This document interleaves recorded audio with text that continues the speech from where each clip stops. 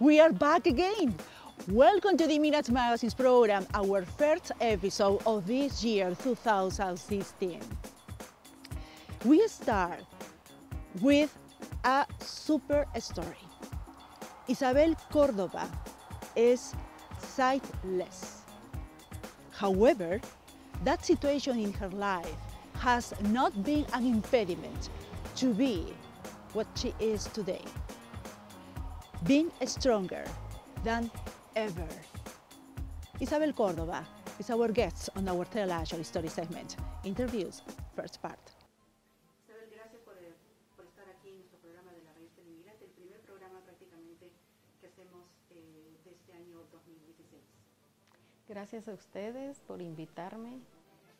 ¿Qué se siente ser invidente? No es fácil, no es fácil. Yo tengo ventaja sobre muchas personas que son ciegas, porque yo ya vi en mi pasado. Yo perdí la vista hace años, pero yo tuve la oportunidad de ver cómo era todo. Entonces, para las personas que nacen ciegas es mucho más difícil el saber o imaginarse realmente cómo es la vida, cómo es el mundo, ¿sí? Nos dices que en marzo de 1998 te casas y en septiembre de ese mismo año pierdes la visión. Cuéntanos de esa etapa de tu vida que prácticamente cambió toda la historia de Isabel Cordova en ese septiembre de ese mismo año. Así es. Después de casarme, empecé con problemas en mi ojo derecho. Empecé a tener pequeños derrames internos, que yo lo que tenía como visión eran bolitas de un color rojo, que eran bolitas de sangre. Cuando acudo al médico, me dice el médico que tenía yo glaucoma en ese ojo, que era debido a la presión alta en mi ojo, que eso se iba a ir constantemente, iba a ir empeorando, porque no se puede hacer más que te ponen los rayos láser, te dan láser en el ojo para tapar esos pequeños huequitos. Pero como mi azúcar o mi diabetes, que la tengo desde hace muchos años, no era controlable, no estaba al 100% controlada, entonces eso me llevó con los años a tener ese tipo de problemas en mis ojos. ¿Cómo ha sido tu matrimonio desde entonces? Bueno, tengo una hija que ahorita actualmente tiene 21 años. Cuando ella tenía 7 años por cumplir 8, yo empiezo con problemas de mis ojos. Primero fue el lado derecho, me hicieron una cirugía y no recobré la vista, al contrario, la perdí al 100%. Empiezo después de más o menos 8 o 9 meses, empiezo con problemas en mi otro ojo, en el lado izquierdo. Y también me hicieron varias cirugías. Realmente lo que recobré de visión fue más o menos un 50-60%. Cuando jamás había yo tenido problemas en mis ojos, para mí fue bastante difícil. El enfrentarme a la oscuridad de mis ojos fue muy difícil, porque primero en esa etapa de que empecé con el problema del lado derecho, lo sustituía mi visión con el ojo del lado izquierdo. Pero después, al quedar con los dos ojos ya, pues finalmente ciega, fue muy difícil. Fue muy difícil por mi hija, por mi esposo. Después de tener las cirugías que tuve, me pudieron ayudar con el ojo izquierdo. Me pusieron unos lentes intraoculares que se llaman. Empecé a ver, estuve como 2 semanas más o menos viendo, y después otra vez ese lente intraocular cayó. Entonces no me lo podían detener con nada, y ahí fue donde realmente pues me di cuenta de que ya no iba a volver a ver. ¿Cómo acepta tu esposo esposo Piero, porque sabemos que así se llama tu esposo, ¿cómo acepta tu esposo esa realidad nueva en ti? ¿Recuerdas esas primeras palabras? Sí, sí, sí. Sí, para mí fue difícil porque lo primero que me vino a la cabeza cuando me quedé ciega, le dije, mira, separémonos, divorciémonos, porque yo sé que esto, yo quiero vivir no contigo, porque sé realmente, yo cuando quedo totalmente ciega casi a los 37 años, dije, mira, vamos a separarnos, nos divorciamos y nada más déjame a la niña, porque mi hija estaba muy chiquita y pues obviamente yo era lo que quería, ¿no? A mi niña. Y él me dijo, no, estás equivocada. Si me casé contigo va a ser para toda la vida. Y así, aún seguimos juntos y él, bueno, tanto él como mi hija lo han tomado, se puede decir que en ayuda para mí, me han facilitado todo, me ayudan muchísimo, me ayudan muchísimo. ¿Puedes contarle a la audiencia lo primero que te dijo tu hijita, de 7 años creo, que ahora ya está más grande? Sí, ¿Qué sí. es lo que te dijo? Me acuerdo que para mí fue muy difícil. Toda esa noche cuando ya el médico me dijo, ya no vas a recobrar la vista, dije, bueno, primero lloré.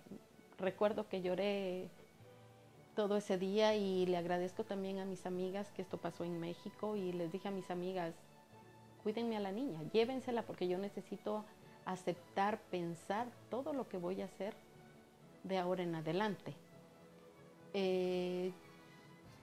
Esa noche recuerdo que estuve llorando toda la noche, no paré de llorar. Yo decía, ¿cómo se lo explico a Piero? ¿Cómo le digo a él? Porque realmente él no estaba en la ciudad conmigo, él estaba trabajando en el Distrito Federal y todo esto sucedía en el puerto de Veracruz. Le llamo y le platico lo que me había dicho el doctor y me dice, no te preocupes, yo mañana voy a verte y no te preocupes, no pasa nada y la vida sigue igual y yo te voy a ayudar, yo te voy a apoyar. Al otro día le digo a mi hija, cuando ya dejé de llorar y ya lo había aceptado, más o menos tenía idea cómo le iba yo a plantear mi situación. Recuerdo que la llamé, que acababa de regresar de su colegio, la llamé y le dije, ven hija, tengo que hablar contigo, quiero platicar contigo. Entonces recuerdo que le abrí los brazos y vino hacia mí, me la senté en las piernas y le dije, ¿sabes qué, mamita? Ya no voy a volver a ver. Y yo la sentía y le agarraba su carita y me decía, con su cabecita como diciendo, no. Le digo, no, mamita, ya no voy a volver a ver. Le digo, ya no te voy a ver tu carita, ya no te voy a ver. Le digo, porque ya perdí la vista, mis ojos se hicieron chiquitos, chiquitos y ya no voy a poder ver. Entonces ella me dijo, no te preocupes, mami, no te preocupes, yo te voy a decir de qué colores son los pajaritos, de qué colores son las flores, de qué colores son las casas, los árboles, el cielo. Me empezó a decir tantas cosas que dije, bueno, ¿cómo me voy a dar por vencida cuando esta niña que tiene 7 años y me está dando su apoyo, cómo voy yo a tirarme a llorar, por decirlo así, cuando ella me está diciendo, mamá, yo te voy a ayudar, vamos juntas, vamos a recorrer esto juntas y no hay problema. Lo mismo sucedió con mi esposo. Me dijo, no, yo no me voy a divorciar, no me voy a separar. Si nos casamos para toda la vida. Y prácticamente las palabras que te dijo tu hija en ese momento para recorrer todo esto juntas, acabas de decir. Así y es. recorrer no solamente de un paso al otro, recorrer distancias y distancias. Piensa que en ese momento tú dejas México también para trasladarte al Canadá, para venir al Canadá. Así es. Y estás junto a ellos están junto a ti y creemos que es el mejor soporte y te sientes bendecida por tenerlos en tu vida. ¿No ha sido un impedimento el estar aquí en Canadá, viajar y dejar México? Bueno, impedimento no lo veo de esa forma. Creo que más bien han sido retos que creo que como emigrante muchos de nosotros hemos podido pasar, podido como que nuestras raíces, nuestra cultura, no se nos va a salir ni del pensamiento ni del corazón, obviamente, pero sí, es un gran cambio, es un gran paso. El venir a Canadá, primero llegué a Montreal, donde se habla el francés. Entonces, para mí fue difícil, no tanto como llegar a Vancouver, porque allá me adapté, en Montreal me adapté al idioma, al clima, a la comida, que también yo como mexicana, como latina, estaba acostumbrada a muchas cosas que aquí en ese entonces, hace más de 14 años, no se encontraba, no era tan fácil encontrarse, pero creo que todos lo superamos, ¿no? Todos los que venimos a vivir a Canadá, que no hemos nacido aquí, que tenemos costumbres diferentes a este país, nos adaptamos en comida, en idiomas. Listening is another way to learn English, especially the Canadian English accent. Welcome to our gentle guide to Canadian English accent with Gwen Pawlikowski. Hi, I'm Gwen Pawlikowski, and this is your gentle guide to Canadian accents.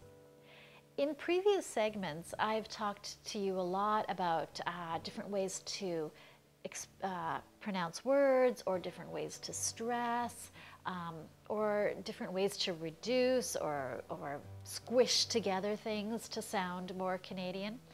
Today I want to talk about something absolutely different, and it's all about using your ears. So listening is the absolute core of understanding and developing an accent. And about listening, I want to tell you a really personal story that happened to me that helped me to understand my own accent and helped me to help other people in communicating when they were learning to speak English. Let me take you back several years to when I was a student in university a long time ago, and I was studying journalism. Now, at that time, I was in a class where my classmates and I were learning to read the news.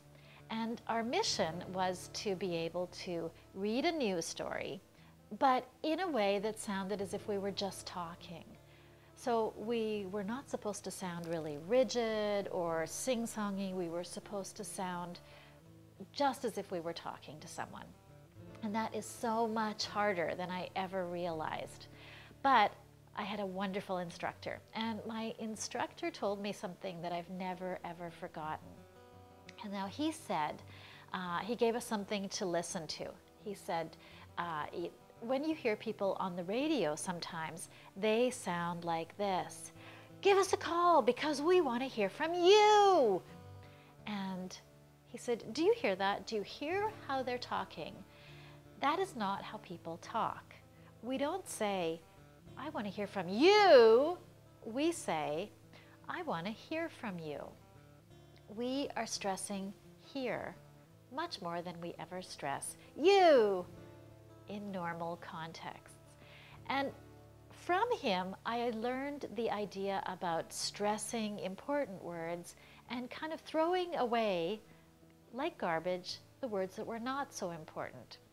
So even in that one sentence, I want to hear from you, do you notice that the word to is really minimized and just thrown away? It sounds like ta, I wanna, or I want to. It's really reduced. Now, stress is super important, and you're going to hear it really naturally if you just take time to really listen. So you could listen to people, for instance, on CBC radio talking, or you could listen to people on the bus having a normal conversation, or in a restaurant you could listen kind of discreetly to how people talk. And it will be really instructive to you, because in this case, the world is your textbook, and the world will show you how people speak naturally and what they're saying. And accents are really interesting for showing us what people really feel. And I want to give you a situation where listening to different accents and stressing will reveal a lot. Now imagine that you see a couple on a bench and there's a man and a woman. And imagine that you can hear what they're talking about. So there are three scenarios I want to suggest to you. The first scenario, you hear the woman say to the man, "I love you." Okay, that is scenario one. Scenario two, the woman says to the man, "I love you." Okay, scenario two. Now let's go to scenario number three.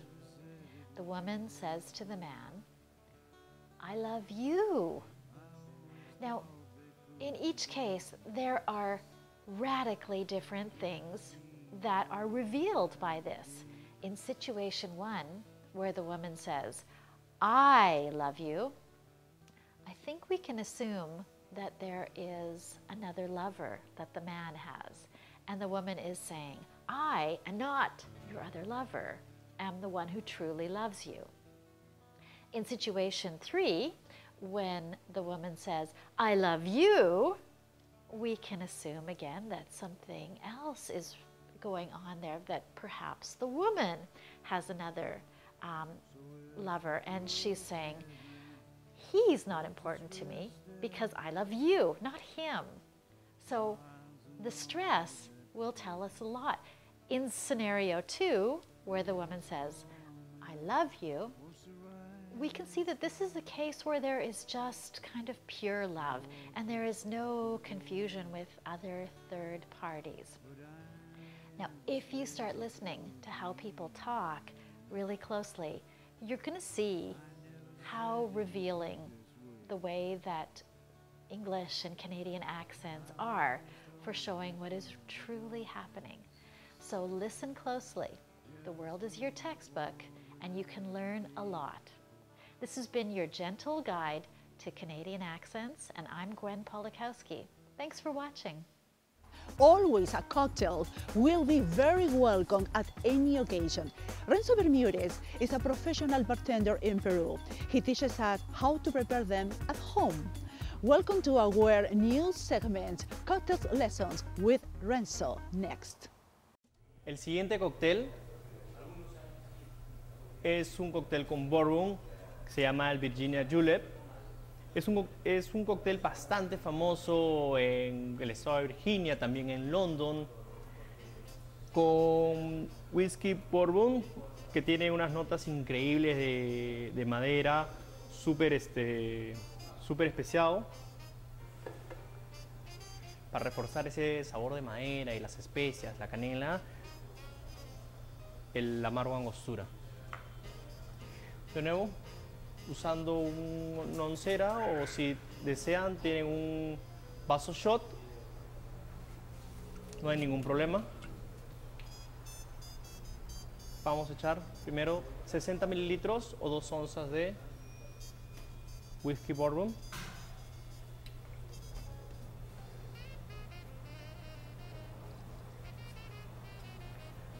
Esta vez he escogido este tipo de vaso.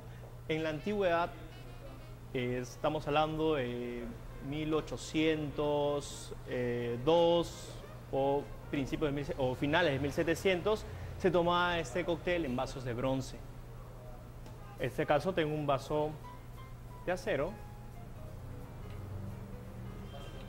y también le echamos 60 mililitros o 2 onzas. Vamos a escoger de dentro de nuestra despensa un poco de hierbabuena. El cóctel original se hacía con hojas de menta, que es mucho más fácil encontrar en los mercados norteamericanos. Acá en Perú es muchísimo más fácil, muchísimo más económico usar hierbabuena, que tiene ese mismo efecto que la menta, no tan intensa, pero sí muy refrescante. Vamos a activar la menta. La mejor forma de activar la menta o la hierbabuena es aplaudiéndola, para que de esa forma todos sus aromas salgan. y sea el cóctel aún más fresco. Frotamos un poco con la copa para que se pegue ese aceite a las paredes. Simplemente lo soltamos. Lo mismo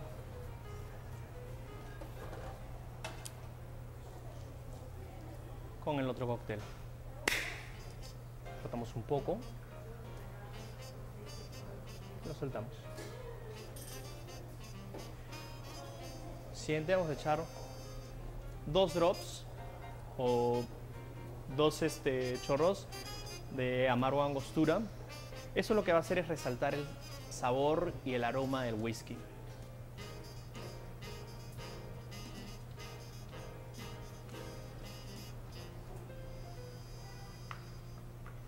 Siguiente vamos a usar azúcar.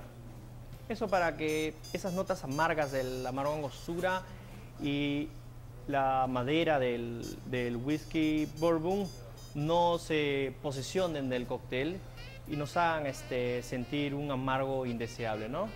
Vamos a usar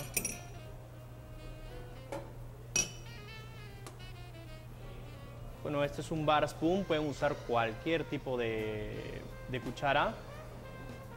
En este caso, con este tamaño en la cucharita, vamos a usar 3 bar spoon, 3 cucharaditas pequeñas.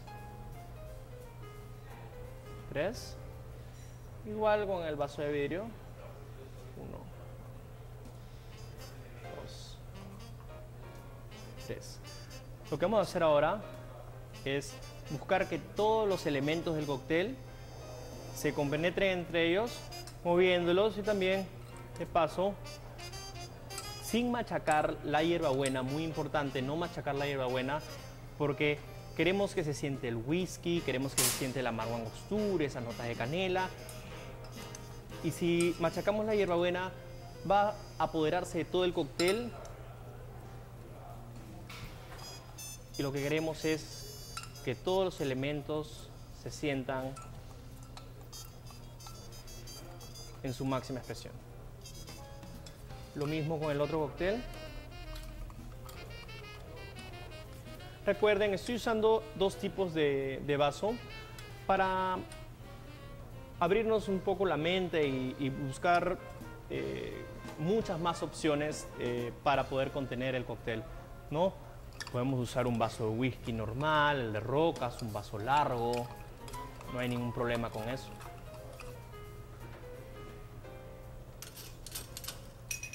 El siguiente paso es hielo roto. Necesitamos un buen hielo roto, el cual va a permitir que todos esos elementos se enfríen lo más rápido posible, se diluyan, porque el whisky bourbon es bastante fuerte, para que de esa forma sea bastante refrescante. Si no tienen hielo roto en sus casas, no se preocupen. Acá tenemos un truco buenísimo para que puedan tener hielo roto sin ningún problema.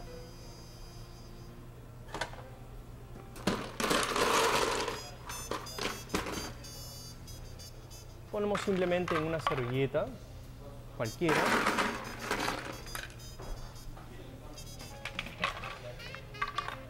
Tan simple como eso.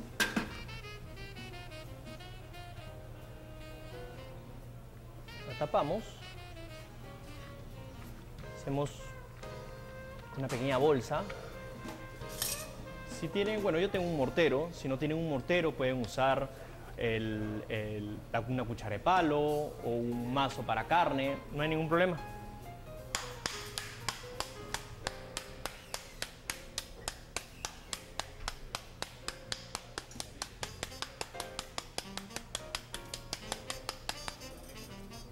Listo.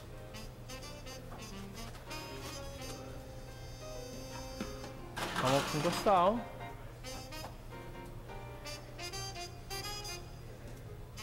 Vamos a los cócteles. Introducimos este hielo roto dentro de la copa.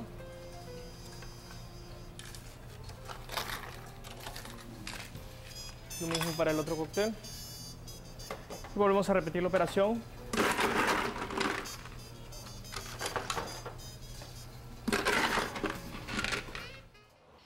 2016 is starting, and do not let your guard down. This year is a year of a change. Change your sadness for happiness. Change your obstacles for opportunities. Change your loneliness for finding new friends. Remember, the impossible exists when you are not done the effort for getting it. Happy New Year 2016 to everyone, and thanks for joining us every Thursday and Saturday on SHA Multicultural Channel 116. I am Fabiola Palomino, your host. Problemas de relaciones interpersonales, separación, divorcio, problemas con niños, adolescentes y adultos. Soy la doctora Yolanda Montoya, soy Clinical Counselor y mi teléfono es el 604-861-1071.